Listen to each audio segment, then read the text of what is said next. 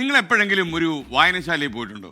ഇല്ലെങ്കിൽ ആരെയെങ്കിലും കൂട്ടി ഒരിക്കൽ ഒരു ഗ്രന്ഥശാലയിൽ പോകണം. പുസ്തകങ്ങൾ ലഭിക്കുമെന്നതിനപ്പുറം കൂടെയുള്ള ആളുകളുടെ താല്പര്യങ്ങൾ കൃത്യമായി മനസ്സിലാക്കാൻ നമുക്കതിലൂടെ കഴിയും. ഒരു സംഘമായി ഗ്രന്ഥശാലയിലെത്തുന്നവർ ഒരിക്കലും ഒരു പുസ്തകം അന്വേഷിച്ച് ഒരേ റാക്കിലേക്ക് പോകാറില്ല, പുസ്തകം അടുക്കി വെച്ചിരിക്കുന്ന സാധനത്തിലേക്ക് പോകാറില്ല. ജീവിതത്തെ ഒരു തൂവൽ സ്പർശം പോലെ പറഞ്ഞു തരുന്ന പൗലോ കൊയ്ലോയിലും ചേതൻ ഭഗത്തിലും സമാധാനം കണ്ടെത്തുന്നവരുമുണ്ട്. ഇളം മനസ്സിൻ്റെ ഉടമകൾ ആണ് അവരെല്ലാം. എന്നാൽ അതേസമയം ജീവിതത്തിൻ്റെ അർത്ഥശൂന്യതയെക്കുറിച്ചും പ്രതിസന്ധികളെക്കുറിച്ചുമൊക്കെ ആലോചിച്ചുകൊണ്ട് ഒരുപറ്റം ആളുകൾ കാപ്കയും കുന്തേരിയും മുകുന്ദനും ആനന്ദുമൊക്കെ ഉള്ള റാക്കറ്റുകളിലേക്ക് കറങ്ങുന്നുണ്ടാകും. കഥയും നോവലുകളുമല്ല, രാഷ്ട്രീയ ലേഖനങ്ങളും ചരിത്രവുമാണ് വായിക്കേണ്ടത് എന്ന് കരുതുന്ന ക്ഷുഭിത യൗവനങ്ങൾ EMSൻ്റെയും കെ ദാമോദരൻ്റെയും അരുന്ധതി റോയിയുടെയും ലേഖന സമാഹാരങ്ങൾക്ക് മുന്നിൽ തങ്ങളുടെ രാഷ്ട്രീയ ചോദ്യങ്ങൾക്ക് ഉത്തരം തേടുന്നുണ്ടാകും.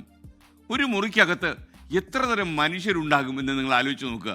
സ്വർഗം ഒരു ഗ്രന്ഥശാലയായിരുന്നെങ്കിൽ വിഖ്യാത എഴുത്തുകാരൻ ജോർജ് ബോർഹെസ് എഴുതുന്നുണ്ട്. അങ്ങനെ ആകണമെന്നാണ് അദ്ദേഹം ബോർഹെസ് പറഞ്ഞത്. അതുകൊണ്ട് നിങ്ങളെ എന്തായാലും ഒരിക്കലെങ്കിലും ഒരു ഗ്രന്ഥശാലയിൽ പോകണം. നിശബ്ദമായി പല അഭിരുചിയുള്ള ആളുകൾ തർക്കമൊന്നുമില്ലാതെ ഒരുമിച്ച് ഒരു മുറിയിൽ ഇങ്ങനെ സ്വസ്ഥമായി ഇരിക്കുന്നത് കാണാം. ഇന്ന് നമുക്ക് അപൂർവമായൊരു കാഴ്ചയാണ് ഒരു സംഘം ആൾക്കാർ സമാധാനത്തോടെ ഇരിക്കുന്നത്.